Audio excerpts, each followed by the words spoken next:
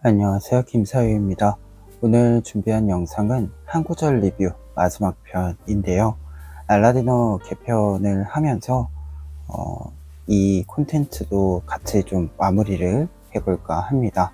아무래도 알라디노 TV를 위해서 만들었던 콘텐츠였기 때문에 이번 개편에 맞추어서 저도 한번 완결을 짓고 이후에 다른 콘텐츠나 혹은 시즌2로 돌아올 수 있으면 돌아오는 게 좋지 않을까 해서 이번에 마지막으로 이제 한 구절 리뷰를 해보려고 합니다. 그래서 마지막 한 구절 리뷰는 어떤 책들을 소개할 거냐면 역사책들을 소개를 할 겁니다. 아무래도 8월이 이제 역사책 읽기에 또 시기상 좋은 시기이기도 하고요.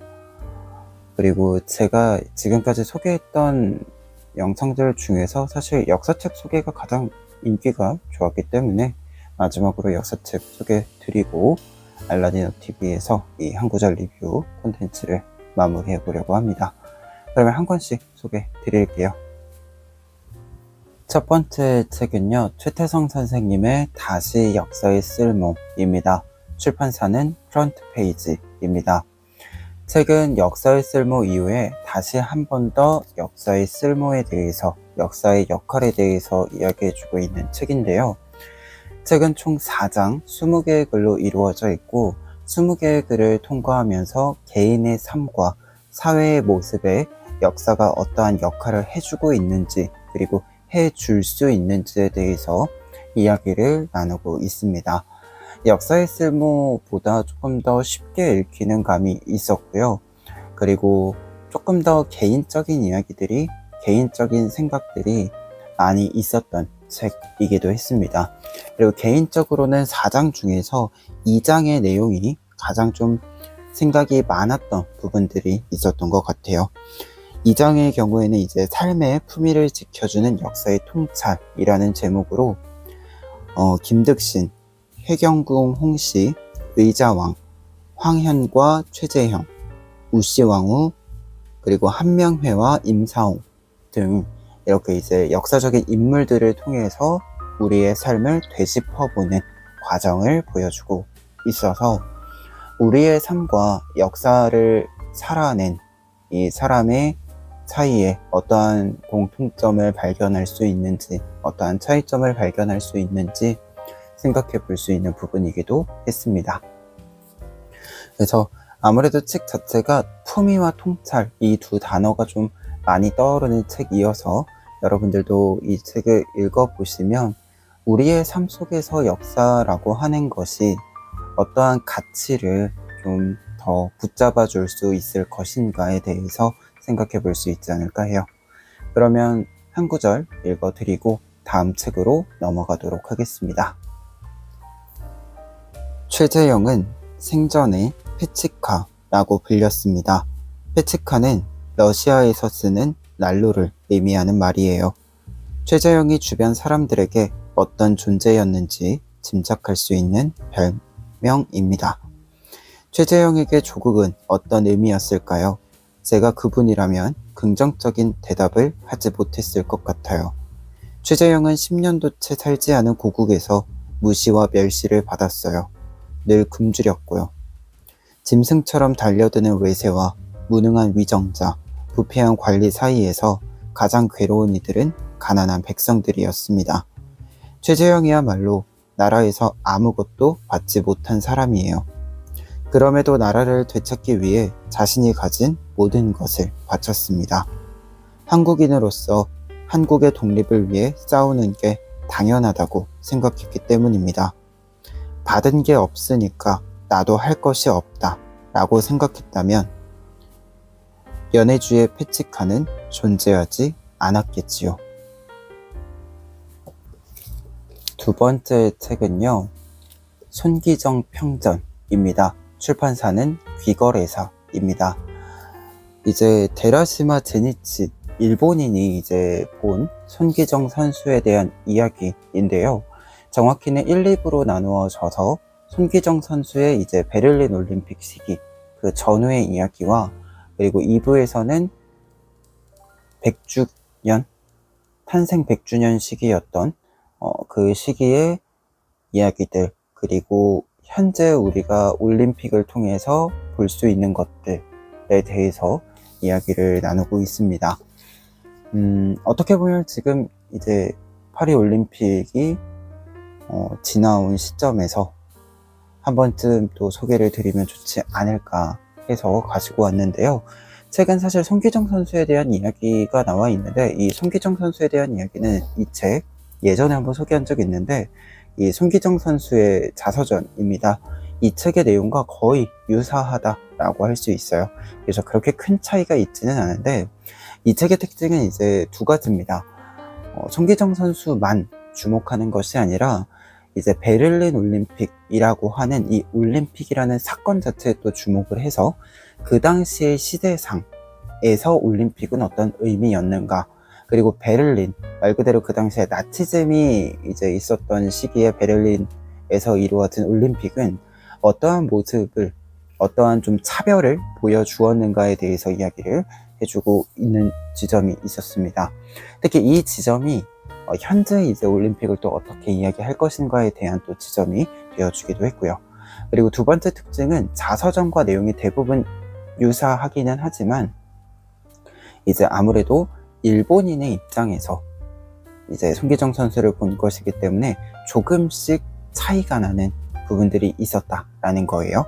그래서 손기정 선수의 자서전으로만이 아니라 좀 다른 입장에서 손기정 선수를 또 어떻게 생각할 수 있었는가, 그리고 손기정 선수의 모습들을 지금 우리는 또 어떻게 생각해 볼 수 있는가, 되짚어 볼 수 있는가를 보여주는 책이었습니다.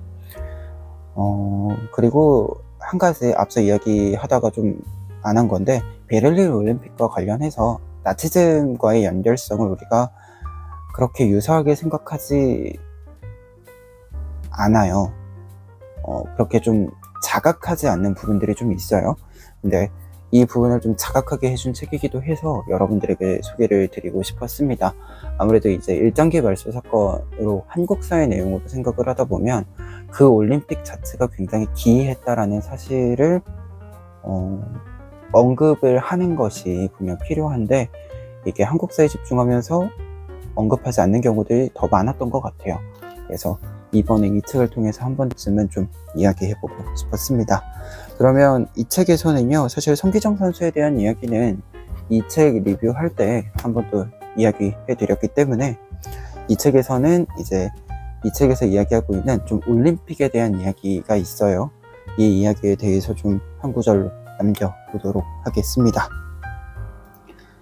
현실의 올림픽은 실로 많은 문제를 안고 있다.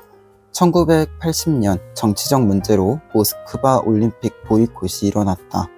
1984년 로스앤젤레스 올림픽부터는 상업주의가 범람하여 스폰서와 방송회사, 광고회사에 막대한 이익을 가져다 준 반면 스포츠 본래의 모습은 크게 왜곡되었다. 또 올림픽 대회에는 정치적 국위 선양과 그를 위한 승리 지상주의, 금메달 지상주의가 확산되고 도핑이 만연하고 있다. 이대로라면 올림픽의 미래는 없다는 소리까지 나오고 있다. 마지막 책은요, 임종금 작가님의 대한민국 악인 열전입니다. 출판사는 도서출판 피플파워입니다. 책은 총 7개의 글을 통해서 악인에 대한 이야기를 합니다. 흔히 근현대사라고 부르는 근대사, 개항기 시기, 그리고 일제강점기, 현대사, 이 시기 중에서 일제강점기랑 현대사의 악인들에 대해서 이야기를 하고 있고요.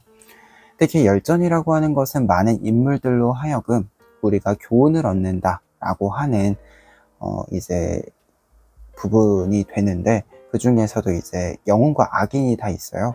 그 악인에 좀 초점을 맞추어서 우리가 좋은 것만 기억하는 것이 아니라 잊지 말아야 하는 나쁜 것들도 있다라고 하는 것을 이야기해주고 있죠. 특히 이 부분들을 통해서 우리가 이 근현대사에 대해서 생각을 함에 있어서 너무 단순하게 도식화하지 않도록 조금 더 그 속에 들어있는 여러 이야기들을 표면 위로 끌어올릴 수 있도록 하는 책이었습니다.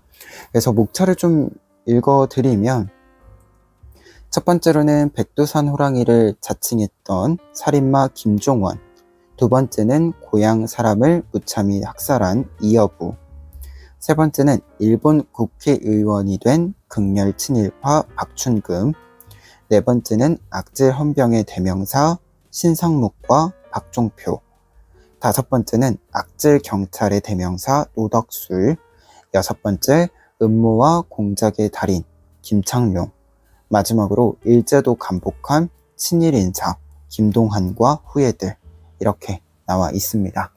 그래서 이 7글을 통해서 우리가 좀 반면교사 삼을 수 있는 사례들을 이야기해 주고 있고요. 조금 더 우리의 한국사를 되짚는 데 있어서 우리가 책임을 좀 다하도록 하는 책이었습니다. 그래서 이 책에서 이제 또 한 구절 읽어 드릴 건데요. 이 한 구절은 사실 이 책의 어떤 방향, 메시지이기도 하지만 어떤 면에서는 역사를 이야기하는 사람으로서 가져야 하는 태도이기도 해서 마지막 한 구절로 가장 적절하지 않은가 해서 골라보았습니다. 그러면 한 구절 읽어드리고 저는 한 구절 리뷰 이제 마무리하도록 하겠습니다. 덕분에 우리가 아는 건 단순합니다. 일제 침략으로 우리 민족은 고생했고, 덜어는 일제에 맞서 독립운동도 했고, 덜어는 이완용처럼 친일파가 됐다는 선에서 근대사는 정리됩니다. 현대사는 미소 냉전으로 분단이 됐고, 김일성이 한국전쟁을 일으켜 많은 사람이 죽었고, 전쟁 후 이승만, 박정희, 전두환은 독재를 했고, 덜어는 민주화 운동을 했다고 합니다. 박정희 정권 이후 국민들이 열심히 노력해서 풍요로운 나라를 일굼으로써 현대사는 끝이 납니다. 흡사 KTX를 타고 부산역에서 서울역까지 창가로 비치는 풍경을 보고 한국을 다 봤다는 느낌입니다. 해서 많은 것들이 잊혔습니다. 친일 반민족 행위자는 이완용이라는 이름을 방패막이로 내세우고 다 숨어버렸습니다. 해방 후 부당한 권력에 의해 억울하게 학살된 수많은 민중에 대해서도 시대가 그랬다는 막연한 논리로 덮어버렸습니다. 하지만 아무리 시대적 상황이 그랬다 치더라도 도저히 용서할 수 없는 근현대사의 악인들이 있습니다. 그런 악랄한 자들에 대해 이야기해 볼까 합니다. 왜 그 자들을 결코 잊지 말아야 하는지에 대해 말하고자 합니다. 군인, 우익단체, 친일 경찰, 친일 헌병, 친일 깡패, 토, 해외 인사 등 각 분야에서 대표적인 인물들이 취재 대상입니다. 이들을 기록으로 남겨 영원히 후세의 교훈으로 삼고자 합니다.